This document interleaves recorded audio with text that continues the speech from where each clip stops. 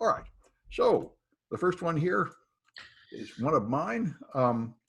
So GitHub had a flaw, and this is kind of surprising to me. I mean, Google told them they had a severe flaw where you could inject stuff into GitHub because they had some kind of environment variable you could set on the API, and you could put code in the environment variable and execute it. And they told GitHub, and GitHub said they don't care. And they gave them like 90 days, and then they gave them another 14 days, and GitHub still wouldn't bother to patch it. So they dumped it publicly. Then GitHub patched it finally. So it's just sort of strange that GitHub would be so extremely reluctant to fix it and then fix it just because they dumped it publicly. But anyway, that's the way it is. People seem, one good thing I notice here is Google has really gotten in a habit of just publicly dumping stuff that has not been patched to shame people into patching it. And people are not bothering to like call them criminals and send lawsuits and cease and desist and hate them and everything. They just seem to be accepting this as an okay behavior these days, which I appreciate. Anyway, then Tesla got hacked. Again, yeah. I thought this was just kind of interesting because, well, there were a couple of reasons. They've had problems with the replay attacks before where you can essentially clone your target's key fob in order to access, you know, to be able to get into the car. This was kind of cool though, because it was sort of a two-part attack. They did that key replay attack, but then he realized he could plug in his own laptop into the right into the car by moving a little storage deal on the dash, and then he was able to just send commands straight to the CAN bus, which is awesome because you don't even need to hook up to the, you don't even need any like special tools or anything at that point, which is pretty cool because you can just send commands straight to everything. You know, that's how we fuzz stuff on the cars typically.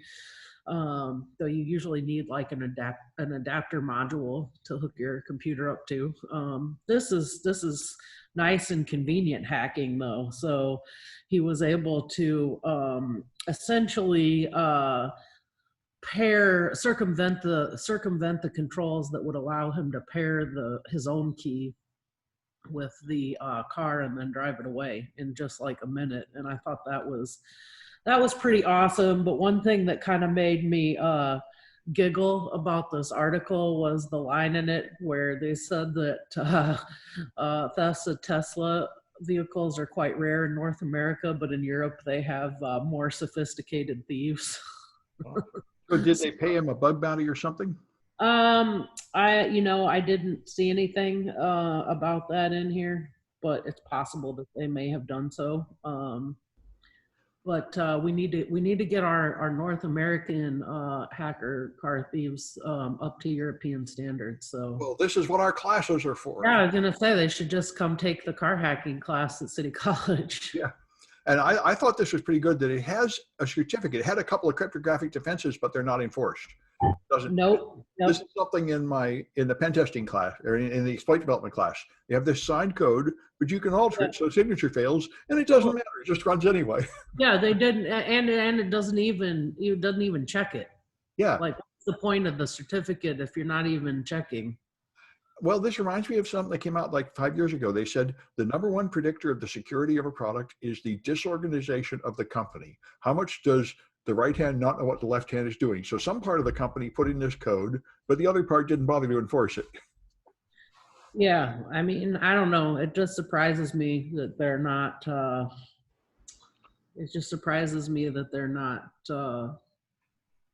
getting more aggressive on this stuff. I wonder if by getting to the CAN bus, you can upgrade your car, since a lot of the Tesla stuff is all right. software. I think now I wondered that too, and I don't know this for sure, but I think that all that is managed on the Tesla servers. But who knows? If you can, if you can if you can circumvent a certificate to pair keys like this, maybe you could pair your VIN number to somebody who's got a got the expansion pack or something. I don't know. Right, or spoof the server and get all the stuff. I Yeah. know you can do it for John Deere tractors. That's a big deal. Oh, awesome. Yeah, you can get Russian malware to put forbidden updates to your tractor, and people are doing it because it's cheaper than paying John Deere. Yeah, that's great. You can jailbreak your tractor. Yes, that's it. You have to jailbreak your tractor. Exactly. So, oh yeah, I saw this thing, this Playbook Designer. Yeah, this is for those who have no playbooks or don't know what a playbook is. Well, here's something to get started with. Wow. They have a number of them that you can download. They're PDFs. So you have at least something that you can use as a starting place to build your own playbooks. Yeah, I saw this and I wasn't quite sure how valuable it is, but maybe it is. Identification of mail, emails. Well, it's good for creating policies and procedures. For those who have absolutely nothing or don't have any experience in them, here's a start.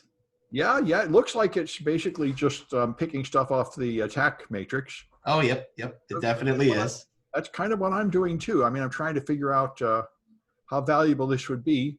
It certainly is another way to practice with the attack matrix, and I might use it for that. Yeah, I would put the two together. Yeah, attack matrix. Yeah. And they actually took something out of the Google Play Store. That was the first thing I was going to say. Yes, it was so bad they actually removed it from the Google Play Store. I mean, that has to be pretty terrible. So it was a Go SMS Pro app, which immediately is like, wait, why am I downloading another SMS app? There's a built-in one, right? Yeah, there's a built-in one, and then there's a few others for like security things like 100 million times. But like 100 million people downloaded this stupid app. Made in China, and it had so many bad security issues, and they wouldn't fix it. And like apparently, like anyone, if you sent a photo using this app, anyone could get access to that photo you sent. I mean, it was just so bad, and they didn't fix it. And they just had to remove it from the Google Play Store. That's like, but that's like beyond fail. Well, this is like the one in my class where it shares your files. Lets you explore your files and shares them all with everybody on an open, unauthenticated port without telling you. And that went on for years before anybody caught it. Yeah, and they caught it, and they're like, well, we don't care. Wow. These guys actually patched it, so I guess that's why they survived. ES File Explorer. Yep. Well, it would be nice if Google would actually kick you out for egregious flaws. That's a step forward. Yeah, I mean, you have to be really bad, but okay. Dude, really, that's how low the bar is. Well, yeah, but if they're actually, they ought to have rules where you can't have one of the OWASP top 10, and if you do and you don't fix it in 90 days, we'll kick you out. That would make sense. Yeah, some kind of standards. Yeah. Any kind of standards. Yes, Really. Yeah. I thought they'd said, oh, we're securing it and we're going to do audits of all these apps and stuff. Clearly that's not, it hasn't gone down like that. Third-party people have been doing that for a long time. Oh, sure. Like us and our students. Yeah. But, And stuff. Anyway, I'm not quite sure how to use this. Whenever I get advice from teachers, I'm never quite sure to make of it. But anyway, what these guys say, I remember these weed out classes. When you go to the big universities and there's like 1,000 students in the class and the lecture is terrible and they don't help you at all. And the point is to just weed out people so we get the ones that are going to get a Nobel Prize. And they said, they did a study in one of these classes and they found that it's really a psychological issue. People feel inadequate and sort of give up. And so they said, they gave them like a therapy exercise. They gave like 226 biology students, and they gave them an exercise where they would have to write an essay on the most important things in your life, and then like write a paragraph on why you value this important thing. What is your goal that motivates you? And that made them have like a 30% greater chance of surviving in the class, because it sort of got them to stop panicking about, oh, I'm not good enough to do this, and thinking about, I guess, how this might help them achieve their goals or something, and get a better frame of mind. It's an interesting issue. This is something, I remember I taught a 2 a.m. class to a bunch of nurses like 20 years ago at a hospital. They couldn't use a computer at all. And the people, I showed them my class design, what I was going to cover. And they said, oh no, you have to spend the first class talking about their feelings about computers. And I was just baffled. I said, where I come from, men don't have feelings. I don't think I can do this. but it's an interesting issue. I don't know how to do this touchy-feely stuff, but there probably are students that need this. And I guess they don't succeed in my class because I don't know how to address it. I mean, the thing also is that the whole idea of weeding out students who aren't going to become Nobel Prize winning people, I mean, they'll do that anyway. I mean, if you do enough classes, you don't need to start them off being like, this is going to be the hardest class ever and you're going to fail. Just let them fail on their own. Well, yeah, I feel like part of that, like part of toxic academic culture too, like we want to, you put your bulldog professor on one of these classes so that you try to turn off a significant amount of students to it. Usually what happens is they'll let too many students in, that more than the program can sustain, and then they do this kind of thing on purpose. But that's how I got in grad school. The Ivy League schools just threw away my application because I came from a no-name undergrad school, and I got in University of Illinois because they had exactly this policy. They said, well, we let in everybody and then wash them out later. Well, yeah, I suppose it's I suppose that's there is an upside to it. That's essentially what City College is, right? Everybody can just wander in. Anyway, it's I do hear these things where you have to like emotionally support the students, and I'm really sort of baffled about how to do it. But one of the things that I have learned, and I fully believe, is that students will almost never remember what you taught them, but they will always remember how they made you feel, or how you made them feel. Yeah, yes. Yeah, and so, focus on, forming these relationships, and if you form these relationships, it'll motivate them to learn on their own, which is really what you want. Yeah, and I mean, I've found too, like a lot of the time, all they need is just a little bit of understanding and a little slack. Like I've had a lot of students, especially this semester and last semester, who are going through some really hard things in their personal lives: evictions, divorces, coronavirus. One guy had 11 of his family members get coronavirus and lost like 7 of those people in his family.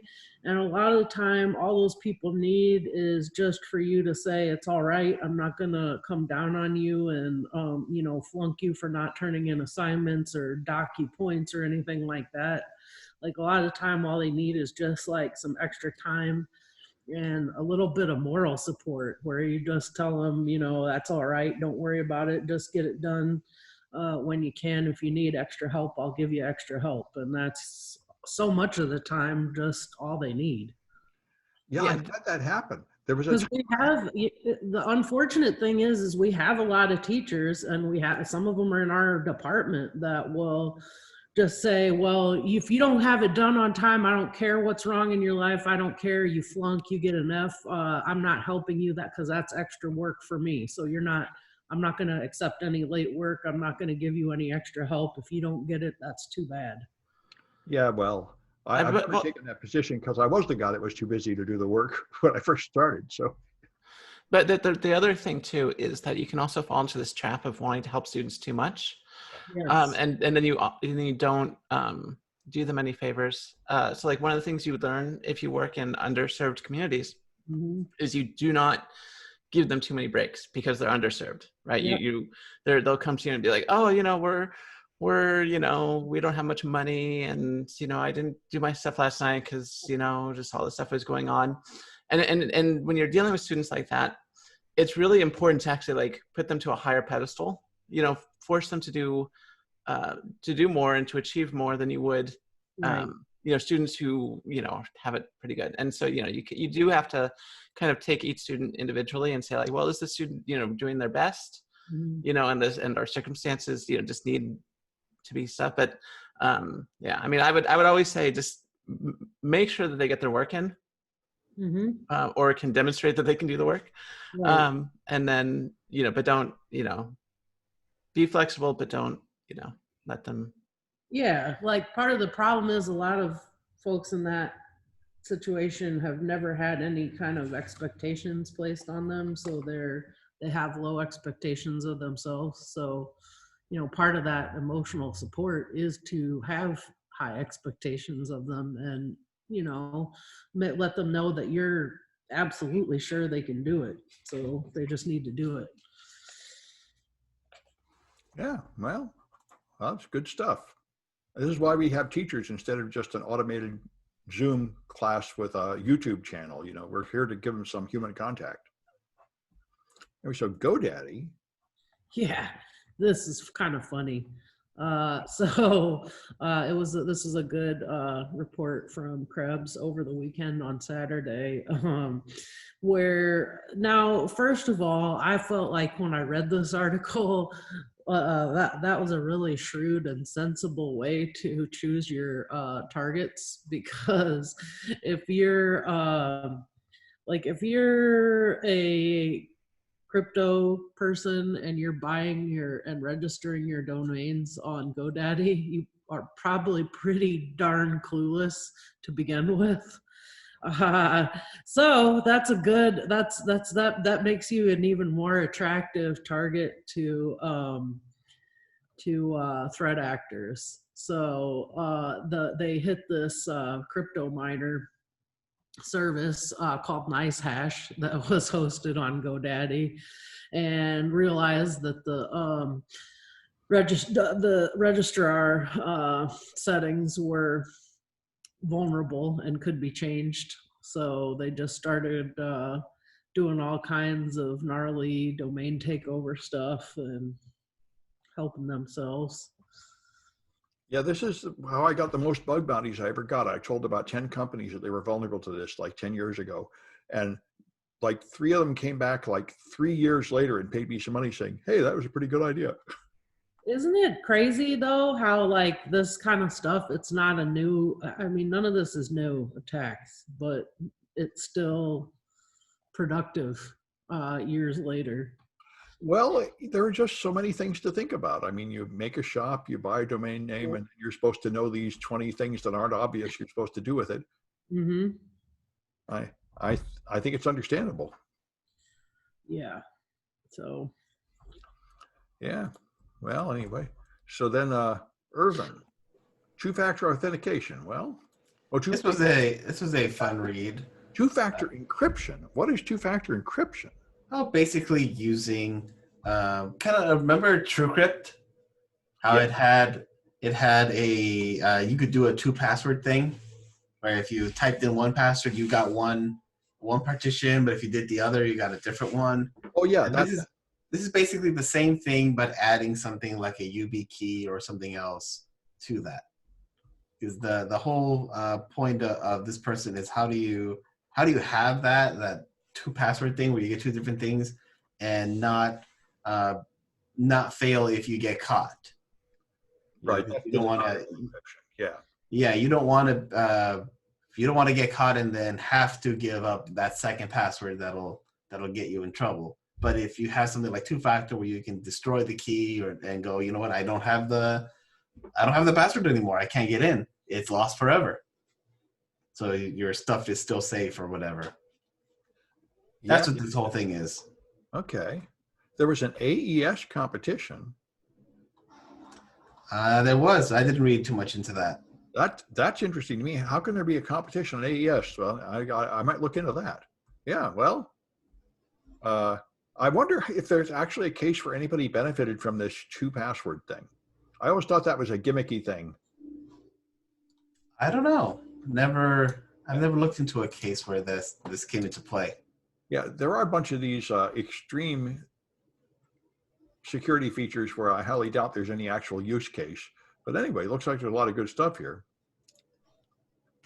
Anyway, and then we got 6G. Yeah. So what is 6G? I don't know. You don't know. Neither does China, and they're launching it. I mean, no one knows. Nah. Well, 5G uses what, around 100 megahertz, right? I don't know if it's specifically defined as to what frequencies. I don't think it's 100 megahertz. Okay. Because that goes on some other bands that are bad. But Yeah, no, China's launching a No, 6G set. Oh, 300 gigahertz. Oh, okay. Yeah. So China's launching a 6G satellite, 13 6G satellites, and like no one even knows what 6G is yet. So they've invented something, and I guess they must have some receivers for it. I don't know if they even have receivers for it. They're just saying it's going to be faster, and this is what 6G is. It's like, okay. Well, now you can pick up signals from satellites, right? You could just tune in and find out what it is, right? Supposedly, I mean, they would have to register the frequencies that they use, and then I would have to create a custom thing to pick it up. But yeah, I don't know. I mean, I assume it's probably just Wi-Fi on the satellite. Neat.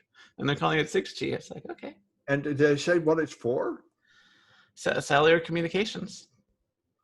All right. Well, It sounds fishy. Maybe it's just a front for something else.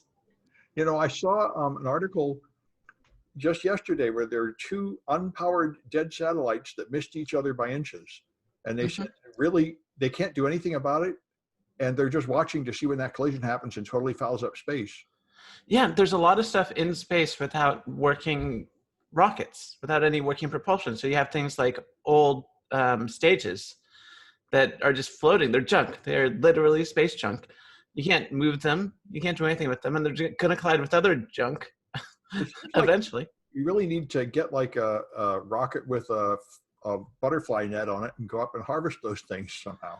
Yeah, it's expensive though. I don't know how. Or maybe just use a laser. Well, that would just make it worse, apparently. Yeah, well, not necessarily. You could use a laser to vaporize one part of the space debris so that it acts as its own rocket. Oh, that's a good idea. Yeah, but All that. yeah, but it would have to be very precise. We're talking about if you have a rocket, yay big, and then you'd have to hit the edge of it so that it spews out gases that it's been vaporized from, at the end. I mean, That actually sounds a lot more practical. It also has the side effect that if you're not perfect, you could accidentally blow up the satellite and then create a huge problem. Well, sure. You can't make an omelet without breaking eggs. Yeah. I guess we would just go with the butterfly net. Yeah, there's butterfly nets. There's magnets that you can use to pull them. You can send it up and then pull them away. You can use harpoons. Yeah. I'm loving it. Yeah. No, there's a lot of good ideas. The problem is, of course, how do you pay for it? You're not getting anything in return other than cleaning up like the environment. So it's like, and no one really is like, oh, gross space junk, until suddenly we have the Kessler effect, Kessler syndrome in full effect, and we can no longer launch into space. But until that happens, no one really cares. Well, I think it's the same with all security, right? Why should I bother updating these passwords? We'll be fine. You say, well, this bad thing might happen if you don't, so you should pay for it now. There's a market for that somewhat. I thought space junk was a major problem. It is, but no one wants to pony up the money to fix it because no one is that inconvenienced by it yet. Sort of like global warming, I guess. Exactly. What, the Amazon and SpaceX aren't all over this? Not really, because I mean, SpaceX wants to put up several hundred more satellites for their Starlink stupid thing, and then there's no real profit in for them unless they get paid by the government to clean up the space junk. Well, I don't know. It seems like there's a growth industry here. I heard people analyzing and say the best thing to invest in is carbon retrieval technology. This is going to be the next huge thing, bigger than oil. It's building all these things to suck the carbon out of the air. There's people that expect that to be the growth industry. We'll see. I haven't seen any producible outcomes that show me that this is going to work. Yeah. But if you could get it to work, it would be a huge industry. And the thing is, would that have been a huge industry 20 years ago? even if it worked. I don't think so, because people were like, no, global warming's not a thing. We don't care about it. Our state's not on fire. You know? I mean, probably in the next 5 years, there will be a disaster where something important gets busted by this base junk, and then we'll care. Exactly. That's what's going to happen. There's going to be some actions that we totally could have prevented. Yeah. If we thought ahead and put in the money and work to clean up space now, but we're not going to, and we're going to wait until it's a problem, and then we'll start cleaning it up. But It sounds just like security, just like cybersecurity. Couldn't you make a little hunter-killer drone that you jump out of the ISS that flies around and finds something and hooks onto it and makes it crash, and just deploy a lot of them? Yes. Ideally, though, you wouldn't even deploy it out the ISS, because that would actually be more expensive than just launching them by themselves. Sure. The problem is that launches, even for like little CubeSats, range, hundreds of thousands of dollars. Apparently not. I saw an article where it was only like $8,000 to send up. Per CubeSat. Yeah. Yeah, per CubeSat. But you would need a lot of CubeSats, and usually what they do is they pack on like 80 of them. And then so in total, that whole rocket is like $100,000, which is cheap for a rocket launch. I mean, you just have to make it small, and then send up a rocket with like 100 of them. Hang on. Yeah, no, but it still would be a pretty expensive thing, and no one wants to do it. And then you have to pay the people to essentially be trash collectors in space, and like Wall-E. I can see a whole exciting future of this, picking up trash. Anyway. All right, so here's the latest nonsense of AV. If you have Avast, it's running this service. Of course, as administrator or maybe higher, there's this hidden service running called AV dump. And you can just execute it at the command line and just dump out the process of any memory. It's awesome. And so it's part of the Avast Home Security Suite. So this is another like privilege escalation and information retrieval and everything else. This is what everyone has been saying about antivirus for like the last 10 years is, dude, this stuff is like badly written, running as root, access everywhere. That's awesome. So you wrote a better Mimicat, because it's already there. Module. Yes. Yeah. Metasploit module, so you can just use AV dump to dump the memory of any process on the target. This is awesome. I know. It looks like great fun. Yeah. Somebody was asking me about this over the weekend. Yeah. And they have this computer that I've looked at before, and I was just like, don't connect this to any network because it's just destroyed. And he's like, well, how about, and I saw him again recently, and he's like, what antivirus should I put on there? And I'm like, that's not going to help you, dude. That's right. You just need to start over. You remember 10 years ago, we used to actually believe that any virus would protect you. But I think the bloom has gone off the rose. A lot of people still believe that. Yeah. Well, pen testers have all found out how much that you can laugh at antivirus. Anyway, so botnets, Env files. What's an Env file? So it's usually like an environment configuration file. On Linux? Sure, but usually okay, environment. they've got your configs in there and a lot of like sensitive information typically, and if you don't lock them down or put them in a secure spot, they can be found, and then you can do nefarious things with those, like change the values in there, grab like repos or keys out of them, stuff like that. That's nasty.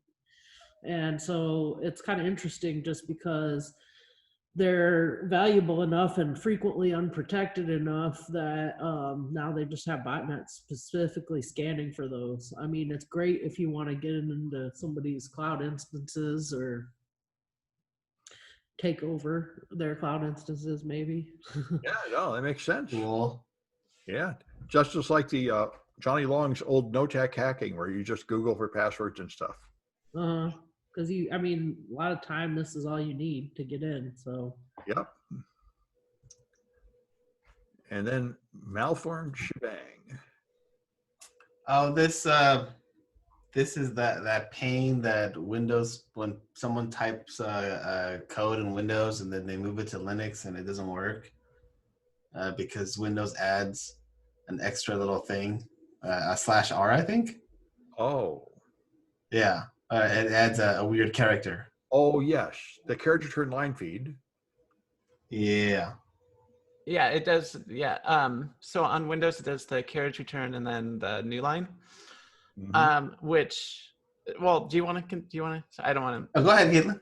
I was gonna say, yeah. So then it comes up. I saw this article before. I thought it was great because you usually use the DOS to Unix command to fix this.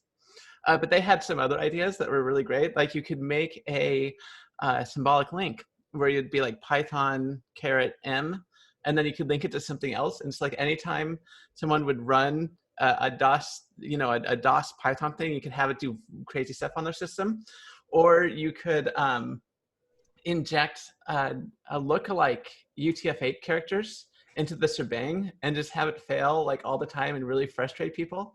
I mean, there's a lot of fun stuff you can do with the shebangs I never thought of before. But, this is a huge problem. I see this all the time. At least half the tutorials I read, if you copy and paste the code, it doesn't work for this reason, because it passes through a Microsoft product that changes the quotes to curly quotes or some damn thing. And so it would be good to have a quick thing. Does DOS to Unix get rid of all the bad characters? It's supposed to. I should play with it then, because this really is a huge problem. Yeah. All you do to fix this, Sam, is you just run DOS to Unix, and then you're done.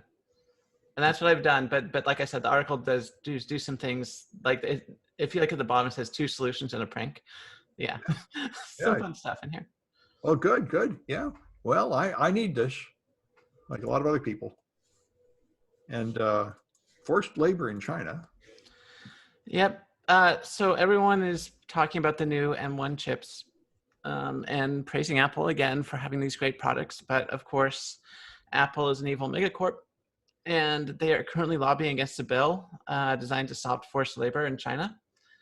And you can imagine why. Essentially what happens is that it's the Uyghur Forced Labor Prevention Act.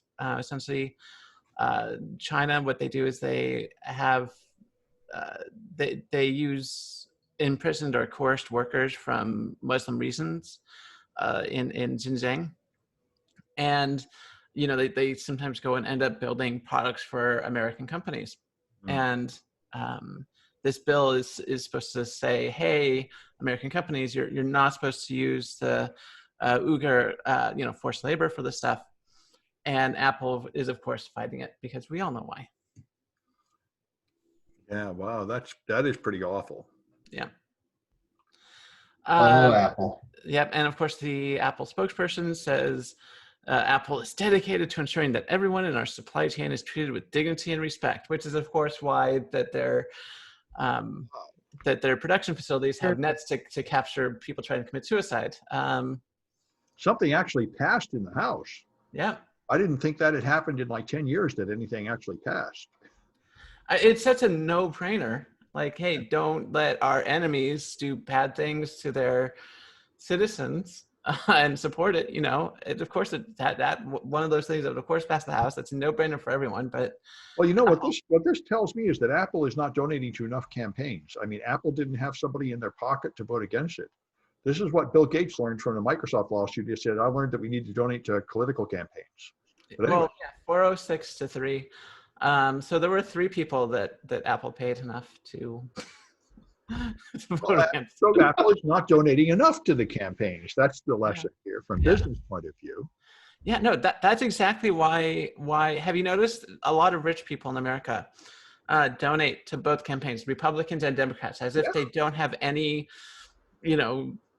ideology, but they do have an ideology, and they know what these parties are better than anyone, and that is both these parties are there to protect their assets. Right. No, this is the old rule from 50 years ago. An honest politician is one that stays bought. Mm-hmm. Yeah.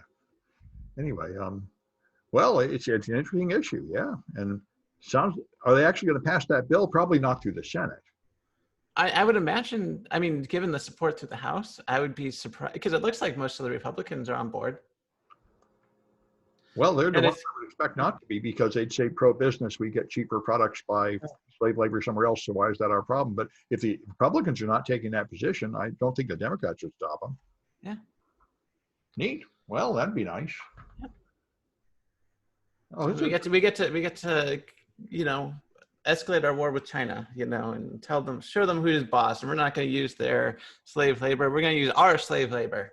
well, you know, I mean, giving China grief about their human rights abuses is a pretty righteous thing to do. They're right about it. It is righteous, and Yeah.